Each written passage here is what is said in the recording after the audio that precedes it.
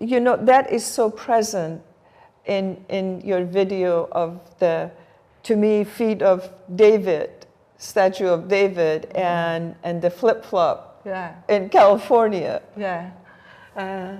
As in the exhibition in Culver City, I like to make an homage to Los Angeles in every solo show. In that case was the surfing angels. And in this case was the flip-flop. I started from the idea of the mystery.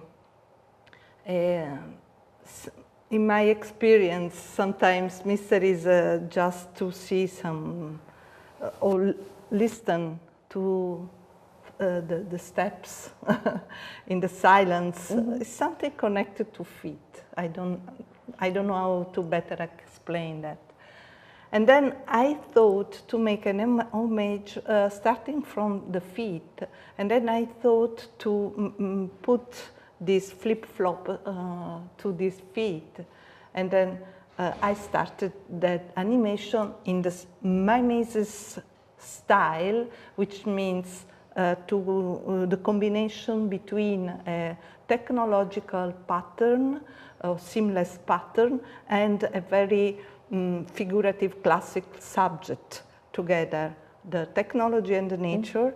And the homage to Los Angeles is also the crowded, the very crowded roads, but at the end, as is by magic, the meeting, there is a meeting, a hug.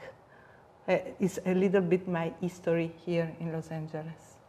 There is another element that about your work that I truly am fascinated by, is how you bring very organic shapes and very architectural images together, and they're just like submerged. And see, this is, as I say, Mimesis idea. Mimesis is not only imitation, but especially for me is a camouflage. And the camouflage means the two different dimensions, the technological, the human, and the nature. And the technological is represented by this seamless pattern that repeat themselves to infinity, and some shape inside. Sometimes this shape, this figure, this organic element is from the past, is middle-aged angels or middle-aged dragons, or some flower or some vegetable. And the game of the animations that you can do just with the video animation is to create an interaction between these two and overlapping of layers, so you can see through. And this is the mimesis. You go through the net, go through the architectural patterns, and see what is hidden inside. You graduated with degree in philosophy. What made you, instead of practicing philosophy, you became an artist? Before studying philosophy, I was an artist. I mean that I born with art. Before going to the school, to the primary school, I was, I think, 4 years old. I always draw, and until a given moment, I thought that art was just a technical research, the research of the beauty and aesthetics. And aesthetics.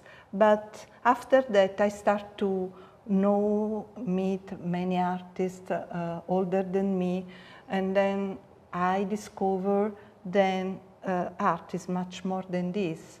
And it's especially... Did you study art history? Yes, I have a degree in philosophy, but my final thesis was in contemporary art.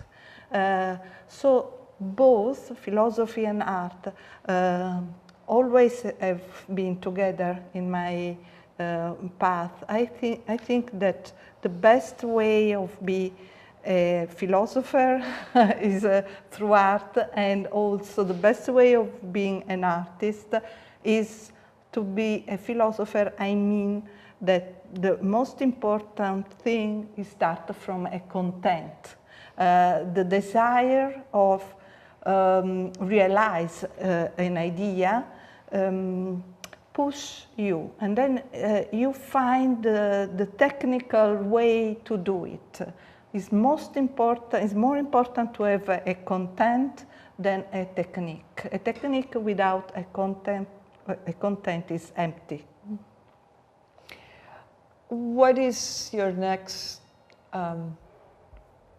journey? I mean, where is your art that you did for this exhibition is taking you to the next step? Yeah, I think that every exhibition like this one, I mean, I did all the works for this. When you work totally concentrate in a project, there is always a gift that comes for you from the work. And also in this case, I had a gift from the work. And the gift is this circular process. Usually I started to draw to build the animations. But in that case, for Mimesis show, I made one more step.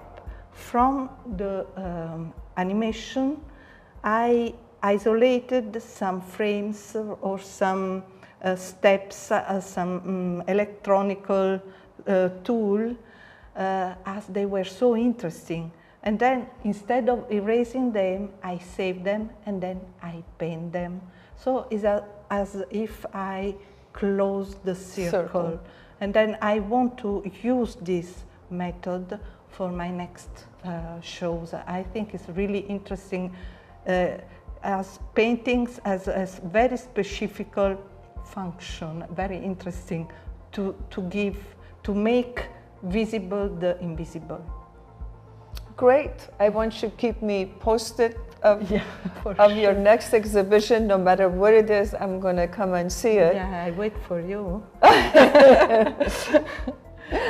And I want to thank everyone who have come to the exhibition and seen the exhibition. And thank you so much. And it has been just an amazing experience for me envisioning this exhibition. It has been a very satisfying process. So. Let me say thank you, Homeira. What is really special in this experience is just your vision. Everything started from your vision. I think this is fantastic and very, very rare.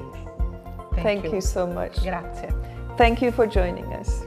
This exhibition was made possible through Time4Art, a privately funded non-profit art organization in Manhattan Beach, bringing art to the community and taking the community to the art. Thank you.